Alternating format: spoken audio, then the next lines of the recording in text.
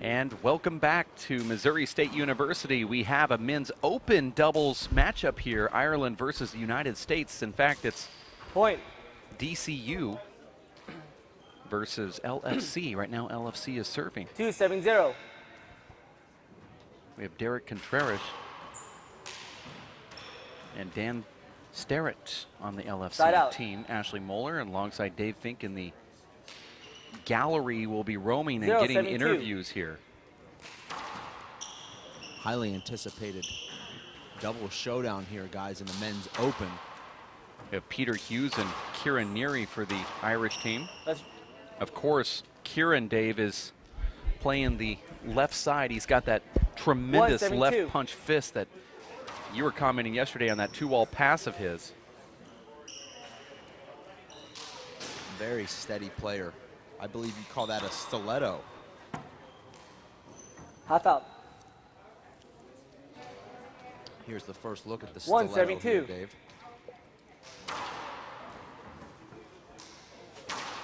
That may be more like a rifle, though.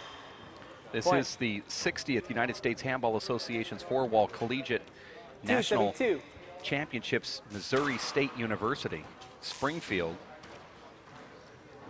Now, if this was the race for 8, Dave, Kieran and Peter would be fined for not matching outfits, but this is collegiate handball, so they won't be able to go to the dessert tray at the student buffet a little bit later today. I want to say thank you to Boomers Campus Sports Bar and Restaurant for having their big screen TVs blaring the handball action just a couple blocks away from this facility, the Plaster Complex.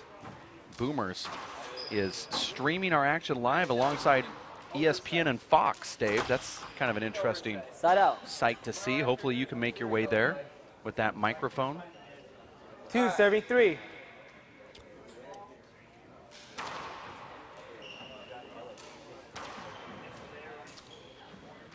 Derek Contreras, Dave, the favorite of all the ladies here at this event. They affectionately call him Little Baby Derek, also known as D-Lick. Half out. That's after Victor Perez, who's Little Baby Derek's idol. 2-73. I'm sure he was thrilled to see Vic's strong performance last weekend in Salt Lake City, if that is his idol.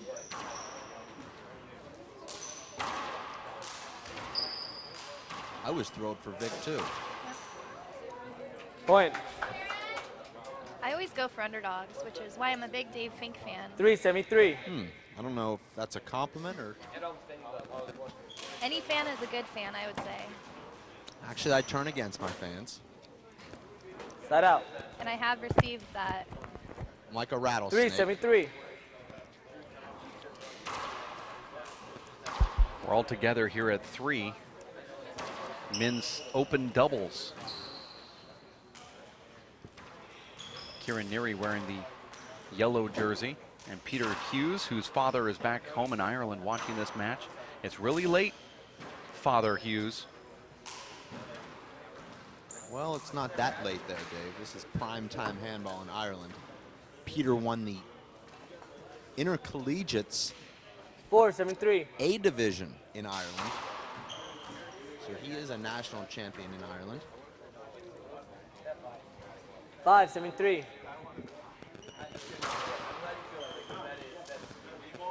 And Derek Contreras missing that ball that's coming around the corner. What do you do, Dave, to defend that perfect serve over there that Hughes is giving this doubles team? We see that 7-7-3. Sterret is actually trying to come in and take it with his left. That ball was off the wrist. One prior to that, Derek was unable to fight it off as Dan allowed that ball to go through. How do you defend that when you're back there with that perfect double serve that Peter's given? Well, I agree with you, David. It is a perfect double serve, but you have to commit early to it, and you have to have great communication between the two partners so that if the ball does come high off that left side wall, it should be the right side player's ball.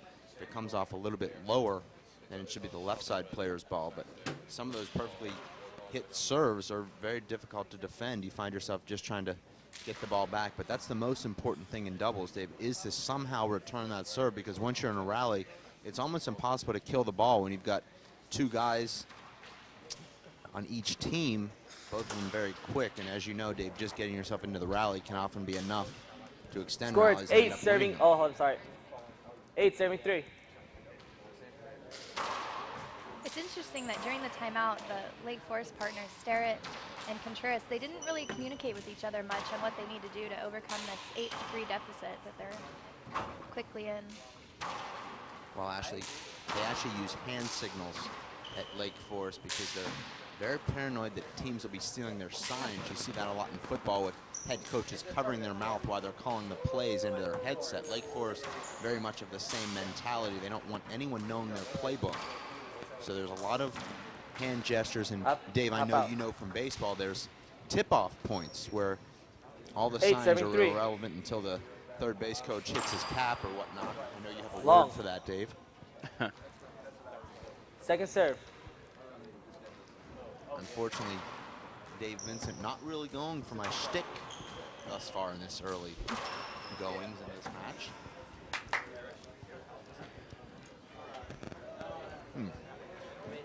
Got silence from me as we watch 9-73. Kieran Neary step into the box here. Score is 9-3. Ireland dominating this game thus far. Hold it, hold it. Replay that, replay that, replay that. You know, little baby Derek may idolize Vic Perez, but he reminds me more of John Iglesias. 9-73. Dave, both in the way he looks and the way he's built. Well, the way he looks and the way he's built is pretty much the same subject. Point. Well, not necessarily. Well, it pretty much is. I don't know. Well, the way you look is describing more of 10-73. your facial features. The way that you're built It's also the way you look. I'm going to have to go with DV on this one. Sorry, Fink. Well, I guess that ends that argument. I didn't know it was an 11-73. argument. I always feel like it's Point. classes in session when you're part of this broadcast booth, always trying to make you a better 12-73. person. 12-3 is the score, game number 1. That ball just handcuffed the baby. 13-73.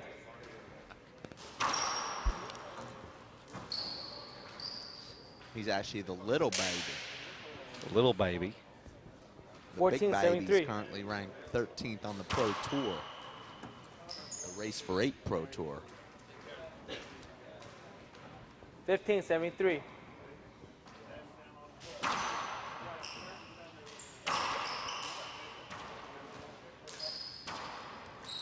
I expected a 2.5-hour match here, guys, but thus far it's not living up to that. This one might actually get our court schedule back on time. A lot of defensive play out there, Dave. Well, that's good doubles because you really have to be excessively patient in doubles. Yeah, but there was, before this last shot, it's been about 30 shots before we saw anybody step above the dotted line, Dave, which means everybody's in the back court kind of migrating in the last half. Seems like that's a perfect opportunity to go for something offensive. And watch all the players, they all go behind the dotted line. It's almost as if they're playing what we call dotsies back at home. What exactly is dotsies? You can't go past the dotted line. Oh.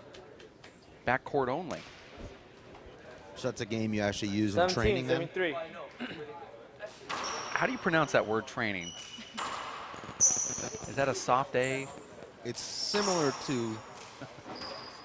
Salad. Similar. I don't know that one either. I know that. I was going to say salad, but it didn't start with a T, so I was tongue-tied. It's a silent T at the beginning. The TS. TS makes a Sioux sound, so we had a Sulid. 18-73. 18-3 is the score here. DCU being well represented in this tournament. Handball. Dublin College University, or excuse me, Dublin City University Second serve. in Ireland. And there's another point for Kieran Neary and Peter Hughes. 19-73. Kieran's father and Peter's father back home in Ireland watching this live broadcast right now. They've got to be proud of the young lads here who look really sharp. They've yet to make an unforced error, and that's typical Irish handball. Steady, air-proof execution. Kieran Neary steps back in the box. His father, Jimmy, longtime handball Match supporter. point. I mean, sorry, game point 73. And this is game point. Of course, Peter Hughes is the son of Peter Hughes. They say junior is on the court, senior is back home watching. That's going to be a tough ball to get back, and he almost did it, and it's a side out. Little baby steps into the court here with his serve. 3-7-20. Derek Contreras and Dan Sterret. Nice dig right there from Dan. And that's what the Irish players do so well, Dave, is drive the ball down the walls, and it comes from that Irish whip swing that allows them to hit the ball straight back at themselves and hug the walls on the pass shots. The American whip, Dave, good for driving the ball into the corners and also driving the ball low and straight up the front wall, but hard to hold the ball on the side wall with the whip swing. Point. Nice shot right there from Dan. We have two 4-7-20. big-time lefties in the court here, Dave, and you're a lefty yourself.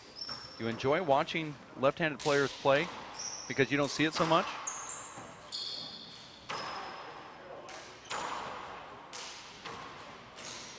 I've seen that right-hand swing before.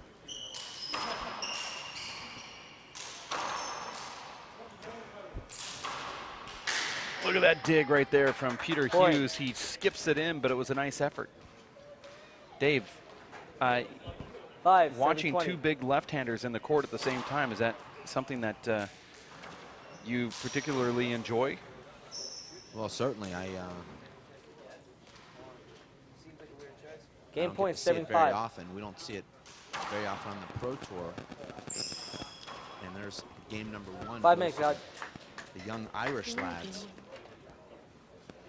Irish lads take down game number 1 against the LFC team of Sterret and Contreras. We're going to take a quick timeout. We'll be back in about 4 minutes or so from right now. You're watching the 60th United States Handball Association's four-wall collegiate national championships as Dave Fink is going to go onto the court and catch Peter Hughes and Kieran Neary. Dave?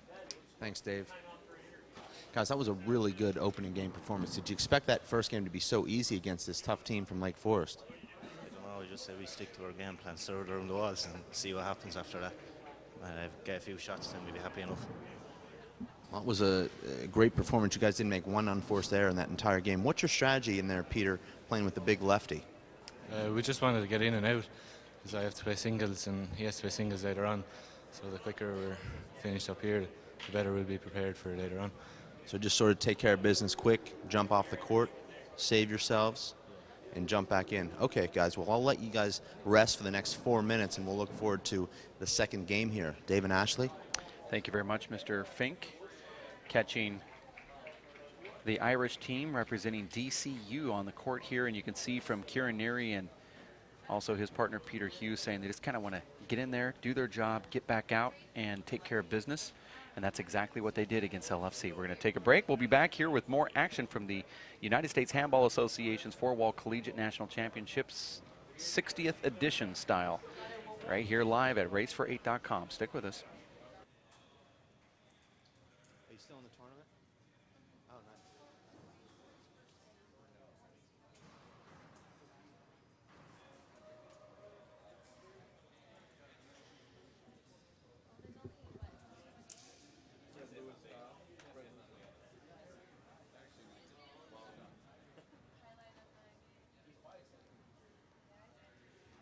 We've got a huge interview with the #1 seed in men's open, Isaac Cobb. That's going to be good. It's going to be a big one. Are you going to get to unspoken to his entourage and let me in for a brief 5-minute chat?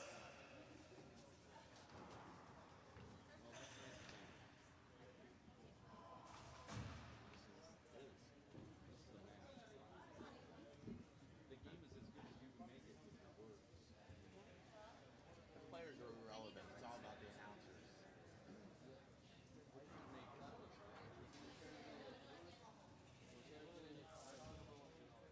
I'm with you, Abraham. I never look at the announcers going first over to something like this. You should scold. He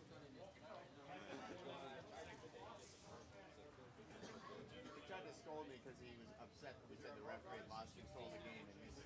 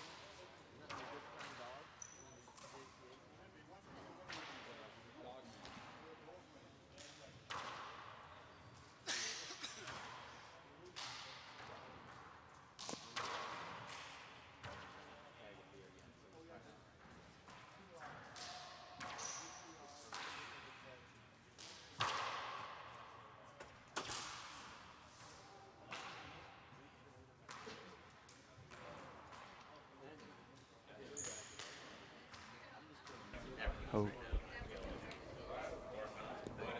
And we are back live here, Missouri State University, for game number 2. Peter Hughes and Kieran Neary. 0-7-0. Peter Hughes Jr., matter of fact, stepping in with that first serve after they defeated Dan Sterret and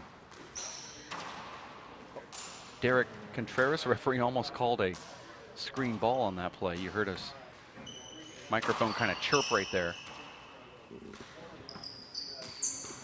Kieran Neary's father, Jimmy, back home in Ireland watching his son play.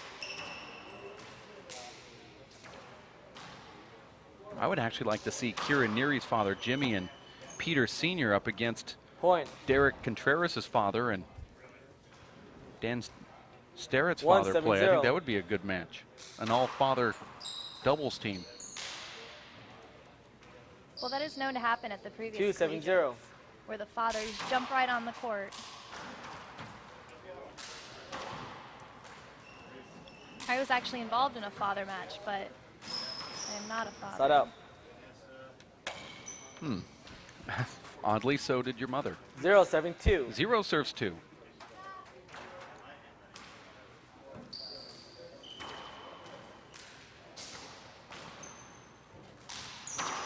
Dave, I'm here with the #1 seed in the men's open here at the Collegiate Nationals, Isaac Acosta. Isaac, I see you're prepping for your upcoming round of 8 match. 1-7-2. Watching your teammates struggling here, losing the first game 21-4. I'm just watching. I don't know. I mean, okay. They're doing really well. I mean, it's 2-7-2. They're playing against really good Irish players.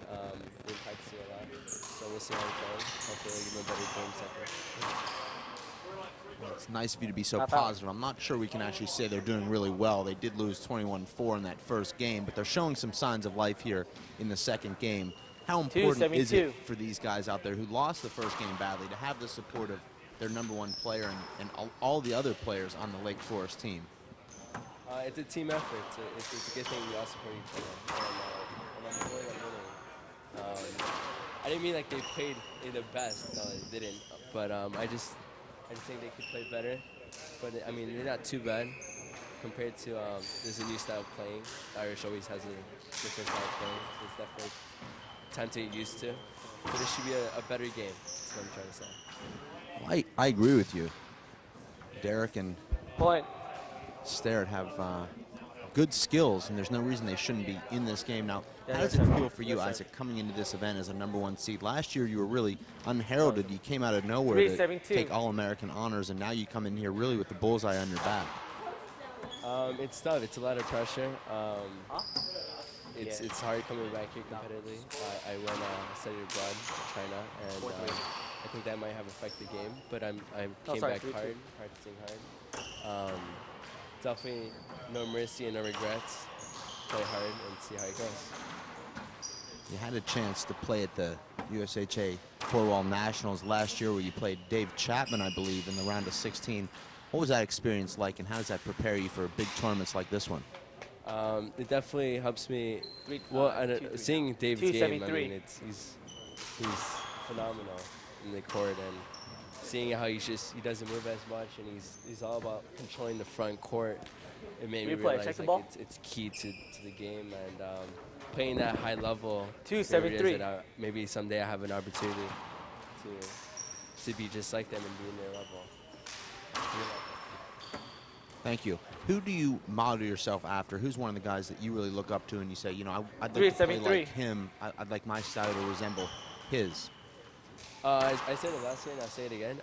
Suddenly, he really taught me a lot while I was in Lake Forest. I wasn't a big ball player at all, but with a lot of patience and control of the ball, he made me realize what my potential was.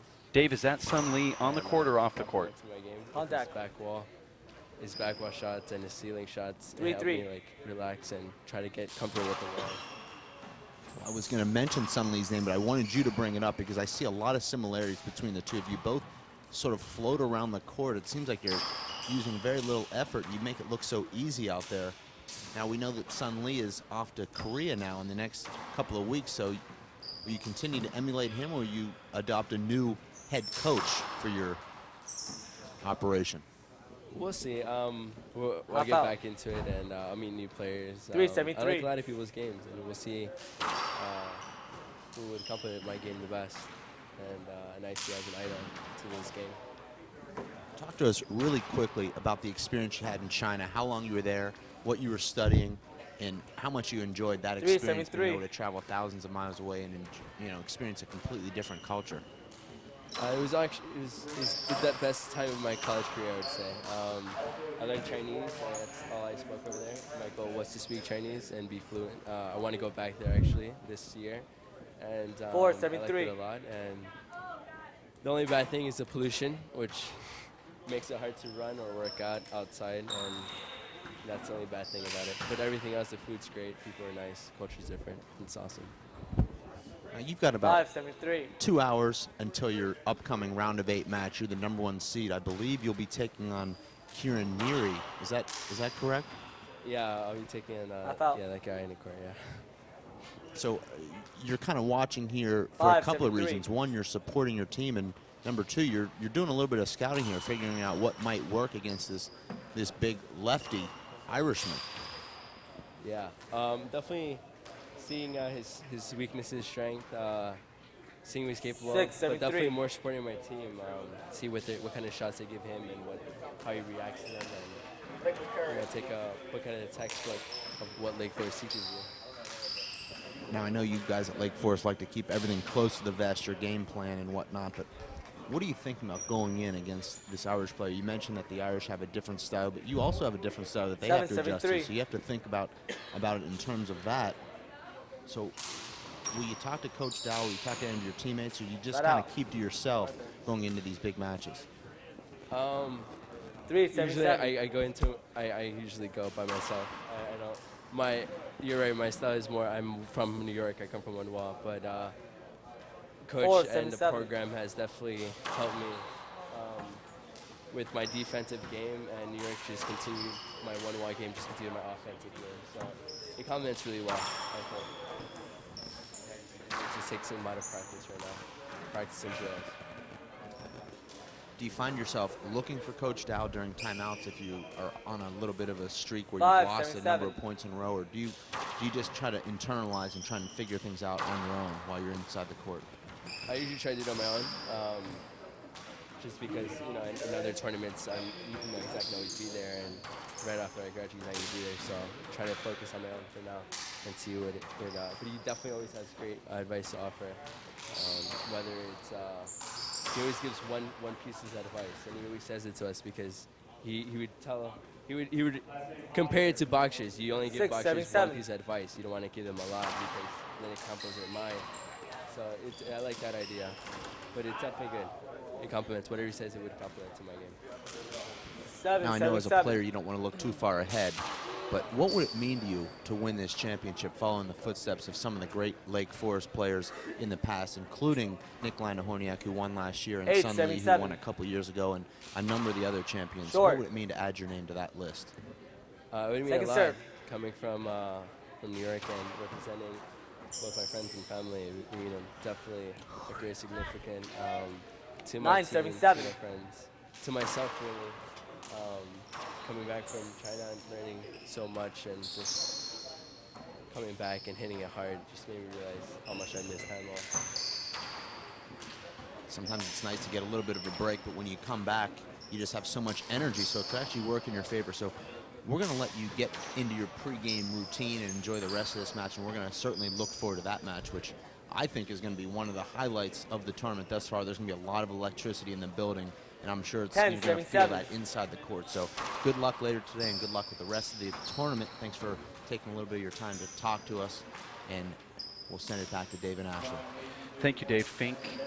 Isaac Acosta, the #1 seed in the men's open division here at the Collegiate National Handball Championships. He's sitting courtside, and like Dave said, two things: wants to support the team and also wants to scope out Kieran Neary, who's the server right now. They'll be playing 10, 7, in about 7. an hour and 18 minutes from now.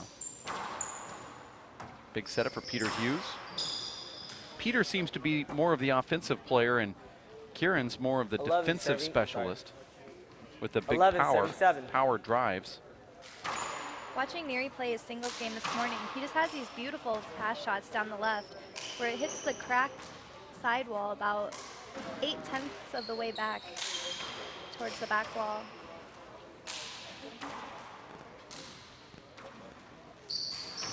Ah, flat kill right there from the little baby. That was an amazing shot there. Absolutely flat. 7, Thought 7, he didn't 11. bounce once. Now, Dave, were you alluding that Isaac Acosta's from the East Coast? I believe his father lives in Miami. Is that correct? 7, 7, 11. Isaac learned how to play, though, in New York City on the one-wall courts, and he's converted with the help of Coach Dow and also some of the players that he's mentioned. He's become one of the top four-wall players quickly, as evidenced by his #1 seed that he earned at this year's event. 8, 7, 11. Coming in as an All-American here. Certainly a great honor. He's also one of the great sportsmen in the game. Well, earlier he said that one of his Side out. guys that he wants to emulate is Sun Lee, and my question was, does he want to emulate Sun Lee on the court or 11, off the court? 7, 8. Because there's a big difference there, and I hope it's the on-the-court Sun Lee, because So the you're off-the-court saying- one is not necessarily the one that you want to emulate. So you're saying you don't like Sun Lee off the court, then? I love Sun Lee off the Well, it court. doesn't sound like it. 12, 7, 8. Well, you can like people who aren't necessarily good role models. I'm not saying he's not a good role model. I Well, mean, what are you saying then exactly? Yeah, but I'm just asking the question. It sounds like you're leading. I'm just asking a question. I feel Is like- he trying to emulate the off-court? Because if so, I want to hang around Isaac more now off the court than ever. And I feel like this is leading to a story of some sort. It is leading to a story. And a nice shot right there from Peter Hughes, the offensive weapon for DCU. They won the first one, now up 13-8 here in game #2. And Dave, Short. you asked for more offense, and ask and you shall receive here, as we've seen Second a serve. lot of flat rollouts here in the last 7 or 8 rallies.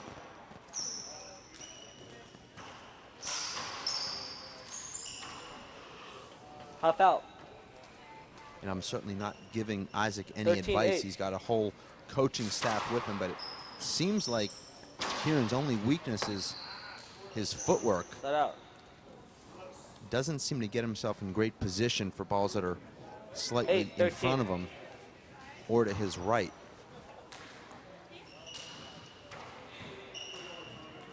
Certainly a great shot maker with his feet set.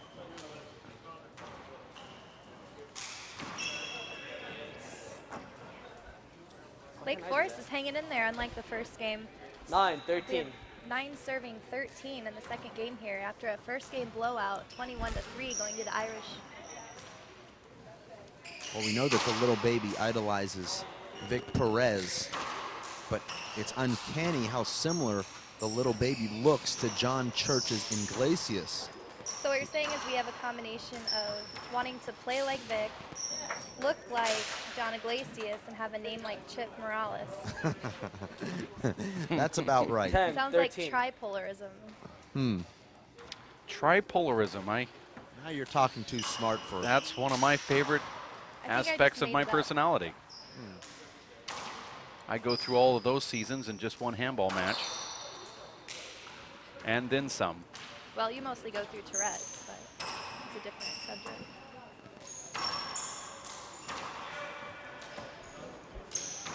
Oh, and little baby hits it in the ground. Half out. Little baby skips 10, that 13. ball. What does that mean? Well, when you hit the ball on the ground.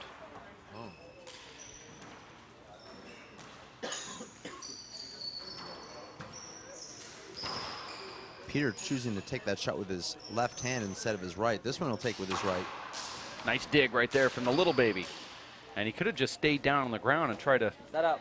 wrestle that one back up too. 13, 10. You know, Peter has great anticipation up in the front court watching him, intently watching where that ball is going to go.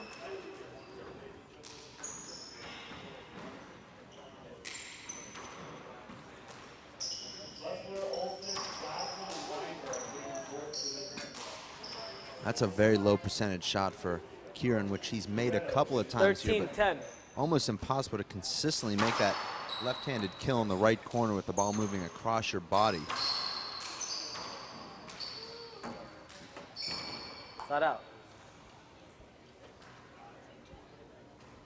Once again, we have 10, Lake Forest 13. coming in, chipping away at the lead, 10 to 13. And by saying chipping away, Ashley did not make a slur there, Dave. I know we have a sensitive audience back home. 11, 13. 11 serves 13 here. Peter Hughes goes for that underhand dump and 12, hits 13. it into the ground. Now LFC within one. I think the Irish guys, they've got a little bit ahead of themselves after the first game. You heard them in that post-game interview saying that they're just trying to get in and out of here as quickly as possible. Now they find themselves in a real match. These guys from Lake Forest shrugged off that 13. poor performance in game number 1, and they're giving these Irishmen all they can handle here in game number 2. Actually, this second game is more of a better doubles game, too, as a spectator, Dave. Oh. You're seeing dive shots like that, driving passes that are being picked up in the backcourt. Very few hand errors. As I go for the announcer's curse, I haven't got it yet while I'm talking here. And you won't get it. A great rally ended by Peter Hughes, flipping the ball into the right corner with his left hand. 13, 13. That time, Dave, I actually went fishing for the announcer's curse. That has a whole new wrinkle to what we go through here in the booth. Well, the waters aren't that calm right now, mid-afternoon with all the wind. It's hard to get those 14, bites. 13.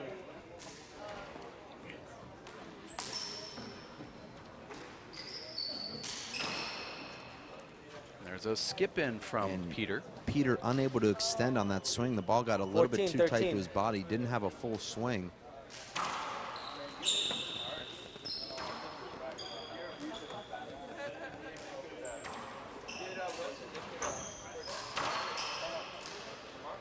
Now, I'm not saying that that ball slid, but the back of Kieran's gloves are soaking wet, 15, and he's 13. fisting almost every shot. So I'd like to see the referee ask to see those gloves.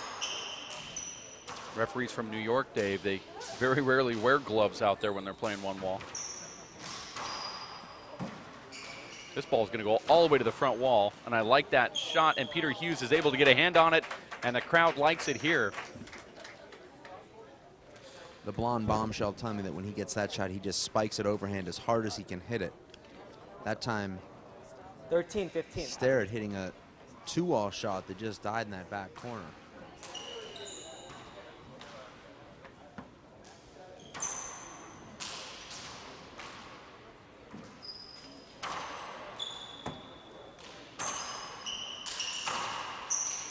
Hold.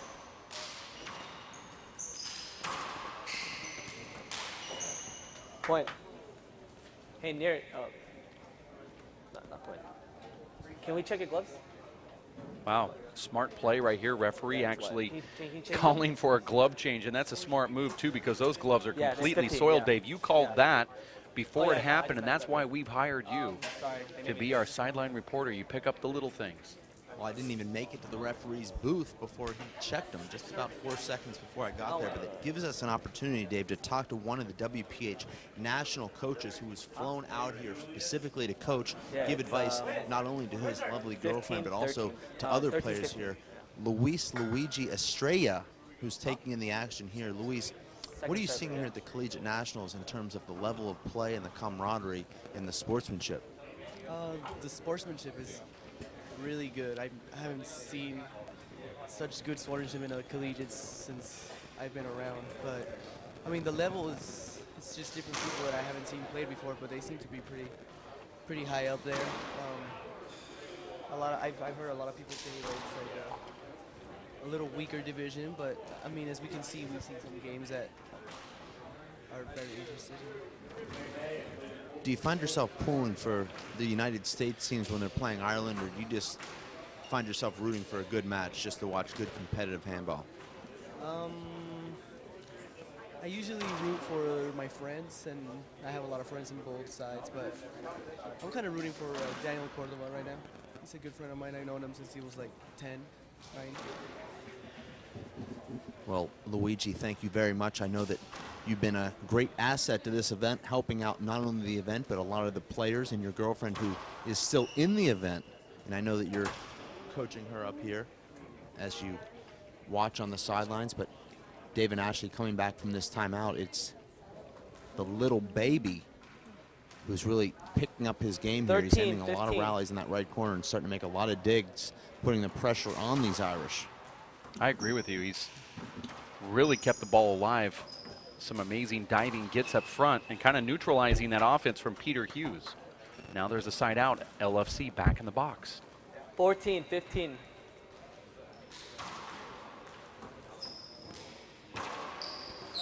Dave, what do you think right there as Sterret serves that ball but then backs out of the lane 15, and allows 14.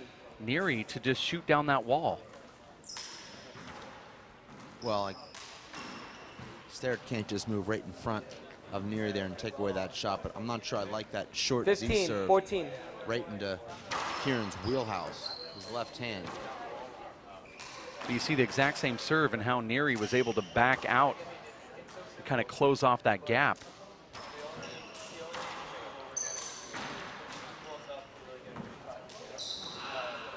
There's a miss hit. You know, those fist ceiling shots coming off the back wall can be a lot 16, more 14. deceiving than they look.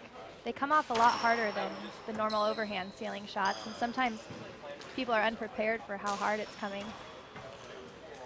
Well, I agree with you, Ashley. Those are not easy shots, and these Irish have those fist shots to the ceiling 17, at will 14. from anywhere on the court. They learn that fist to the ceiling before they learn how to walk in Ireland.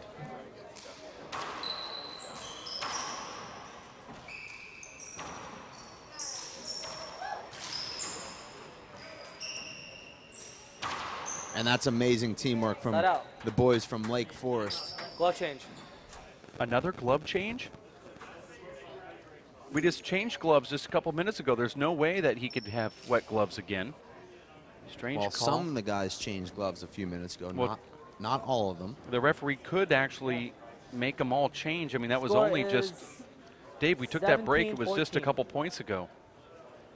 Irish team is winning. Peter Hughes and Kieran Neary up 17-14, although LFC trying to make it a game of it here in game number 2 after dropping the first one, 21 to single digits.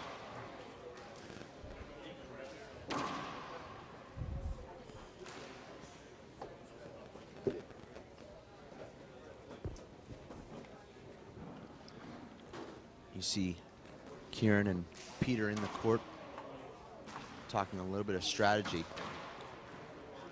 It can be very difficult, Ashley. I know that you've played a lot of handball, a lot of doubles as well. You come out and win the first game so easily, and almost in the back of your mind, you relax and let up. You think the match is over, but you started 0-0 in the second game, and you get off to a little bit of a slow start, and the other team builds a little bit of momentum, and you find yourself in a real match when you thought that you were just a couple minutes from cruising into the next round. Yeah, it's really easy to get comfortable after that first win, especially coming off a 21-3 blowout in the first game, and now they're talking to each other because they're in a really close game, 17-14, with Lake Forest serving, working on their comeback. You know, if this was the first game you watched in this match, you'd think that these teams were completely evenly matched, because it's 14, very serving similar 17. styles here. You've got a big lefty on both teams, then you've got a guy on the right side who's playing really good handball, keeping a lot of rallies alive and ending a lot of rallies in the front court.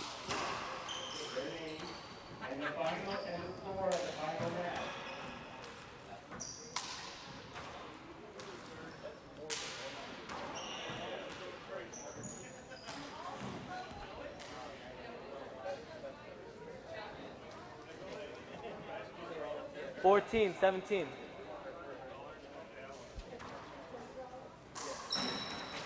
Beautiful return of serve there from Peter Hughes.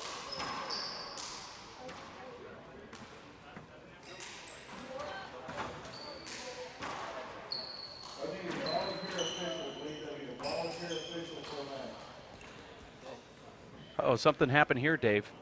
It looked like Sterret rolled his ankle on his partner's foot. I'm sure you guys can take a replay of that, but both guys going for that ball off the back wall in the right corner. I think there should be a microphone over in his face right now. Let's find out what happened to Dan Sterret as we look at this instant replay, and hopefully we get a microphone over there. And he's walking down the hall. We're going to try to catch up to him. Let's go to Linda Manning in that director's van that we have in the back. Dave Finkel just camped there. He knows that Sterret's going to have to come back. Derek, what happened there? We saw you guys get tangled up in that back right corner. Did he roll his ankle on your foot there? Yeah, I think it's just miscommunication. I thought he was gonna let me take it, but we got to say you or me, and we didn't do that on that one. But I think it's all right. We got 15 minutes. Sometimes these ankle injuries can take 4 months, but sometimes 15 minutes is enough. But it has to be frustrating for you making such a great comeback here in the second game after you lost the first game so badly. And you guys are right in this match, still vying for this match and ultimately tournament. So you have to be hoping that your partner's ankle is going to be okay here. I think he'll be all right. I mean, he's warm right now, and he's got adrenaline going through him. So I don't know. I think he'll be all right. And if he decides not to keep going, then I gotta respect that, and so be it. But Boy, we just saw this in replay, Dave. That looked nasty. Well, what was the difference here in the first game and the second game? The first game you lost 21-4, I believe. Now here you are in the second game with a very good chance to win. It's been competitive throughout. What did you guys say to one another? What changes did you guys make to keep yourself in this match? First game we were playing like just pounding the ball with them, and you know that's not really our style. We were playing a little too much defense. We weren't aggressive enough, and you know, we thought, why don't we try like a slow serve? Because there's just nothing but power serve, power serve, power serve. So I said, why don't I just try a dominator, and then, you know, to switch up speed, he'll go with a 3-wall to the left, and you know it's been working so far. We just got to cut back on our hand errors and just put the ball away when we get the chance. You know, try to keep it away from Peter. He's digging everything up, and you know, I think we'll be all right. I'm back from his ankle, but. Now, some of your teammates were telling me that you really look up to Victor Perez, but I see a lot of John Iglesias in your game. I see a lot of similarities in the way that you and John play. Do you try and emulate yourself after one of those guys or both of them, or is it somebody else that you really look up to and try and model your game after? I mean, yeah, I like how Vic plays and everything. You know, I like how he hooks the ball a lot on his serves. John, I know John. I'm friends with him. I don't know, I just kind of maybe try to mix it up between those two. I mean, I play with Sung Lee sometimes too, and that's fun, and, you know, try to play like a cool, calm game. I know like a mental thing it's like mentality has a lot to do with it too. I mean, you lose it mentally and you're going to lose it. You could, you know, lose it on your own, and I don't know, I think just focusing, and I think it's just a mix, to be honest, you know. Well, we certainly hope that your partner is able to come back because we're really enjoying this match, and we hate to see such a great match end with your partner injuring his ankle. So we're going to let you get back into your mindset and focusing, and we're going to send it back to the booth. Thank you very much, Derek, Dave, and Ashley. Thank you, Dave. Hey, before you go, we saw that replay there. Actually, we're looking at it right now, and if you're weak, right here, oof. Dan Sterret, actually, Dave, you're unable to see the monitors. He actually really got his ankle twisted pretty bad. I know that Derek is downplaying it, acting like it's just a little simple ankle injury, but this is nasty on film. It actually makes you sick when you look at it. We've seen it a couple times, and I don't want to see it again, frankly. It's his right foot. He steps on top of Derek's left foot and just completely snaps his ankle all the way over to the ground. It's unbelievable on replay. Great camera action there. And of course, Dan's father and family watching this live broadcast, and they have to be sick too because that was just a disgusting looking play. Ashley. You know, Dave, an interesting thing with other sports, college sports, you would see, as in a football game, if a player just sprained his ankle, all the trainers would rush over to him. But this handball basically being a club sport, all the teams don't necessarily have their trainers. So I'll be interested to see if somebody will help him out and wrap his ankle up possibly so that he'll be able to get back on there and run around a little bit. Dave, I'm here with our referee, Michael Wu. Michael, obviously you had a disappointing loss there in the previous match, but right now you're doing a great job as our referee. I know that Dave Vincent will disagree with me because you didn't have all the gloves changed during the first glove timeout, but I think you're doing a pretty good job. It's obviously hard to referee doubles, but tell us a little bit about what's happening right now. We just saw Dan Sterret roll his ankle. I see that you're keeping the time here. Tell us, and everybody at home listening, what's going on right now. Well, they lost the first game pretty decisively, but they're clawing their way back right now. They had a pretty good, handy lead. Then the lead changed for the Irish team, and now they're clawing their way back. They're only down by 3, and if they win this match, they'll go tiebreaker. Well, that was a good, quick summary, but I was actually referring to what your job is right now as the referee, I see that you're keeping time here. What do you have, about 10 minutes left in this break? Tell us a little bit about that. We saw that Dan obviously sprained his ankle there. Just like the rules? In terms of, so he just sprained his ankle, so it's classified as an injury timeout. So he has 15 minutes. He can use all of it up right now, or split them out, into different segments. So he can use 5 now, 5 later, and then 5 last remaining 5 minutes. And so right now he has around, I'd say 6. So he has 9 minutes left. So I think he might be using all of it. But if not, he can save the remaining time for later on throughout the game. Now, we do have reports, and neither you or I can see on the monitor, but apparently the ankle injury was very severe. It rolled all the way over, so there's a chance he may not be able to continue, which would be extremely disappointing, not only for him, but for the fans here and everybody that's enjoying this match so much. And Dave, Yeah, that'd be really bad. I mean, I've never actually had an injury so bad that I would have to forfeit the game. I'd feel really bad about, doing that to my teammate. But in respect, like he said, he would have to respect his teammates' wishes, and you really can't do anything at that point. So that'd be really unfortunate, but hopefully that's not the case. Dave, I don't believe he is going to forfeit. I saw him walk by just a few minutes ago, and it looked like Larry Bird coming out of the locker room with the fans from LFC giving him a standing ovation. He's actually back toward us. Look over your shoulder, back toward me. He's behind our booth. And he was walking without a limp, walking very slowly, mind you. Maybe you can catch him. He's near tournament control up here on the flat with his LFC team, who seem to be banking on the other show court. We're talking about Dan Sterret. He's over here somewhere to the right side.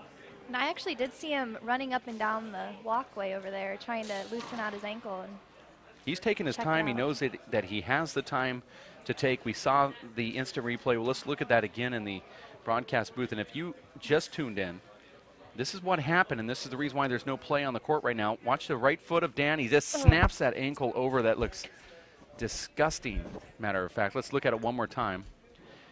People now wanting to come over to our monitor system. We have the wrong match here. But let's take a look. Here's the instant replay brought to you by Simple Green. Dan Sterret comes over right here, and here goes the ankle. And it's a quick snap.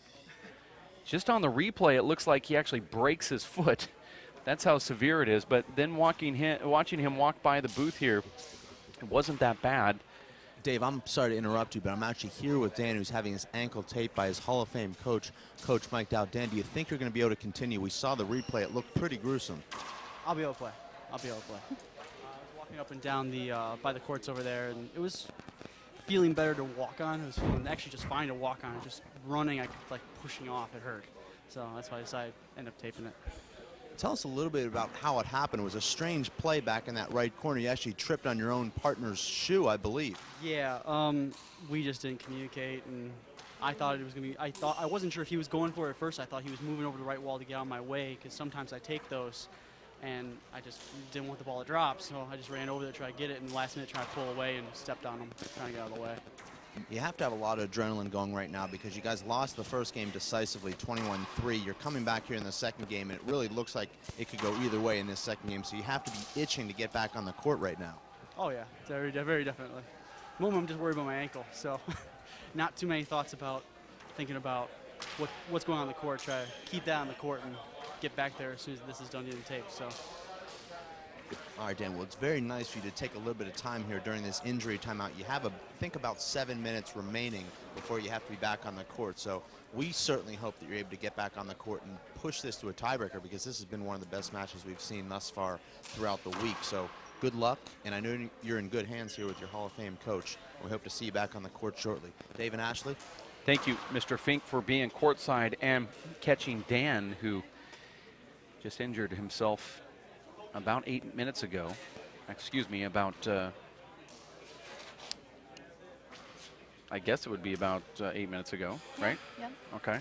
You know, he said how there was a miscommunication, and right here you can see a prime example of why it's so important to communicate with your doubles partner, because not only would the ball possibly drop, but you can injure yourself, which is what we just saw on the court. Well, in my opinion, I don't believe the left side player should be that far over trying to take that ball with the left hand. If you're a left side player that's a right-hander going over to the right side of the court, it seems very natural to go that far and actually take that ball and not assume that your doubles partner is going to get it. But what Dan was doing was getting into position to turn around and take that with his left, which would have boxed his own doubles partner off to the side. So not only was it miscommunication possibly, I also think it's one of those plays where maybe they need to be on the court just a little bit more with each other. It did sound like Dan stated that he does take that quite frequently, so that they should kind of both know that. Unfortunately, he stepped on Derek's foot, rolled his ankle, and he's taking all of the time that he possibly can. Right now he said what's happening on the court is on the court. I'm just worried about my ankle. He definitely will be back in the court, and you see all of these players just trying to stay loose. Well, that's one of the most difficult things during one of these extended injury breaks, Dave, is trying to stay loose. And we've seen this in the past. In fact, most recently in the World Championship final between Paul Brady and the blonde bombshell, Alan Garner, where Paul Brady took a 15-minute timeout during that tiebreaker, Dave. Believe we don't have it confirmed, but I believe he was drinking pickle juice or having some sort of massage on that thigh. And difficult for Alan Garner to maintain the momentum he built in that second game comeback win and then come back in and take the tiebreaker, and he was unable to do so. So the injury timeout's very difficult mentally more than anything to come back in and pick right up where you left off. I'll be very interested to see who comes out strong. I believe the score is 13-17. Actually 14-17, so they're within 3 are the LFC team. You're watching the 60th United States Handball Association's 4-wall collegiate national handball championships. We're in Springfield, Missouri at Missouri State University at Plaster Sports Complex. Want to say hello and thank you to Boomer's Campus Sports Bar and Restaurant on Kimbrough Avenue right here on campus. They have big screen TVs smattered throughout their facility, and they're showing this live broadcast right now to a bunch of co-eds getting a quick bite to eat and some friendly adult beverages on campus. Dave, I have one of the WPH Pro certified referees and head ref of the WPH Race for 8 Pro Tour, Abe Montillo. Abe, what do you think about the job that Michael Wu is doing here, allowing his player to his 15 minutes and controlling the action here? Well, they're allowed 15 minutes, as he said, so he should be keeping track of the time. But you know, these collegiate tournaments, nothing's really taken that serious, and you could fault, you know, the committee or the players, but in general, just rules aren't enforced as much as they should be. But well, I actually fault you, Abe, because you're here as a mentor figure and someone that's helping out the referees, overseeing everything. So actually, if anything doesn't go exactly perfectly at this event, not only with the referees, but with anything else, I hold you accountable. Well, Dave. And contrary to that, I held you accountable because you're supposed to be keeping everybody in check, and this is the first I've heard of it, and you run this thing, so yeah, I thought you ran everything, so I'm holding you accountable. Well, I'm actually holding that. I'm holding those comments accountable because we're only at minute number 9.5 right now, Dave. He hasn't. The referee's doing the right job. He gets 15 minutes. We're only in 9 minutes in. It just feels like it's been 20. Well, I was speaking in generalities, Abe, saying that the tournament in general isn't as efficient as maybe it should be. I didn't hear him say anything about the tournament. He was talking about the referee here keeping track of the time. The ref did keep track of the time. We were well within the rules here. And now we're back into play. Peter Hughes has an offensive opportunity, pounds it over to Sterret. And you see the Irish have no mercy, Dave. They go right after Dan Sterret on every shot. This is how Sensei Kreese teaches the Cobra Kais. And the first ball that Derek is able to hit, he puts down. There's a half out. 17-14, 18-14, excuse me. 18-14.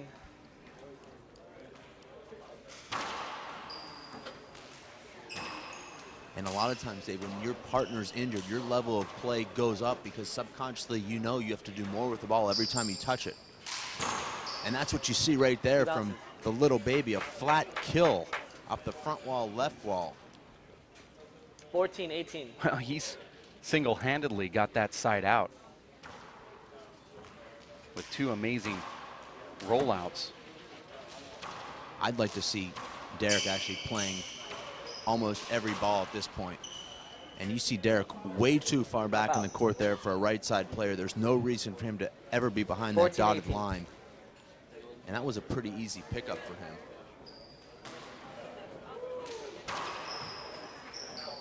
Almost some more miscommunication over there, Dave. And you see the little baby now out of sorts. This is not the little baby that we saw rallying his team here in this second game. I wonder if the little baby's as sensitive as the big baby. Well, I would say they probably don't call them both babies for nothing. 19-14.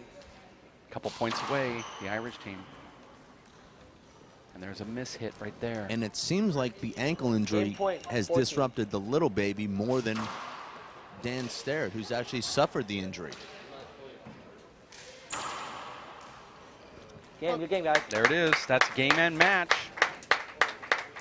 As the Irish team of DCU take down LFC in 2 straight. We have another great one coming up right around the corner as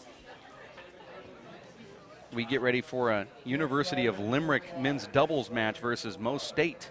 Get ready for that here on the live broadcast. Dave Fink, though, courtside, going to get, looks like Kieran Neary onto the court and Peter Hughes. Dave?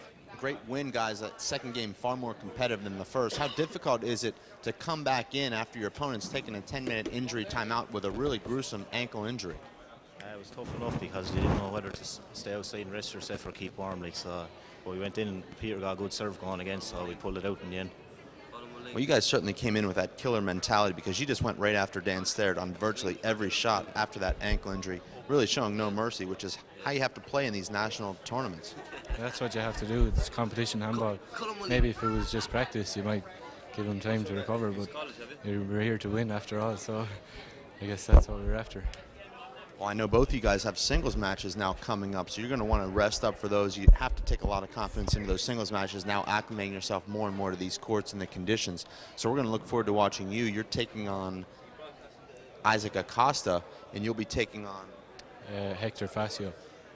2 really great matches, Dave, and we're going to look forward to both of those. I'm sure we'll be able to see at least one of them on the webcast. So, guys, thank you very much. Congratulations on your win, and it's back to you, Dave and Ashley. Thank you very much, Dave Fink.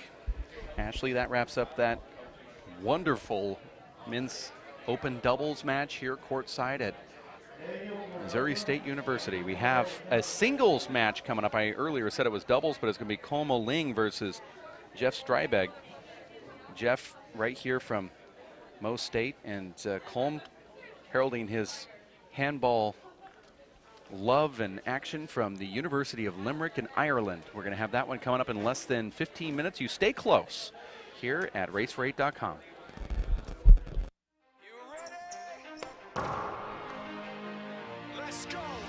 What's up, everybody? I'm here at Placer Sports Complex on the campus of Missouri State University here in Springfield, Missouri. We're in a couple weeks, February 22nd through the 26th. We'll have over 300 student athletes from all over the world getting ready to throw down some fierce competition in the 60th annual USHA National Collegiate Championships. 50% pain, 100% reason to remember the name. He doesn't need his name up in lights. There'll be 2 facilities. Here at Placer Sports Complex, we have 12 courts, and also at Hammond Student Center, we have 5 courts over there. People still think that they know him. He knows the code. It's not about the salary, it's all about reality and making some noise. Teams have been gearing up for this 5-day competition all year long. Up for grabs are multiple individual titles, as well as the 3 different team titles: the women's team, men's team, and combined team titles. This is one of the biggest handball events in the world. Every year. The fact that many misjudge him because he makes a living from writing raps. Put it together himself, got a picture connects. Never asking for someone's help to get some respect. We'd love for you guys to come out, have a good time, and welcome to Bear Country.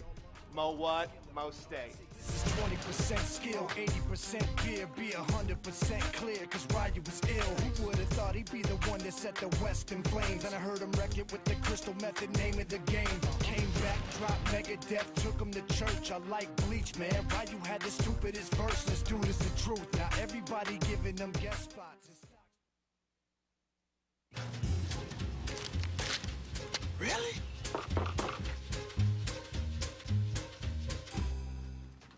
Buzz, what's up, man? You left some leaves burning out here. Yeah, I just came in just for a second. Come on, man. If it's too hot to touch, it's too hot to leave. You could torch the whole neighborhood. It's a good point there, Smokey. 9 out of 10 wildfires are caused by humans. Only you can prevent wildfires. The smallest moments can have the biggest impact on a child's life.